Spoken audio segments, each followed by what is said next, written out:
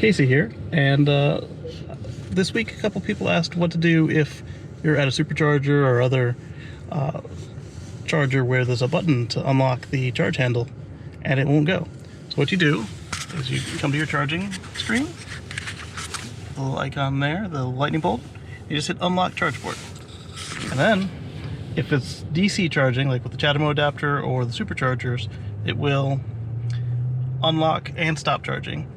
With the AC chargers, it doesn't have to stop charging first. So when we get here, we don't have to actually push the button, we just pull. And that's how you unlock your charge port when the button's not working. Remember to like this video, subscribe. Remember to like this video, leave a comment down below, and subscribe. We'll catch you on the flip side.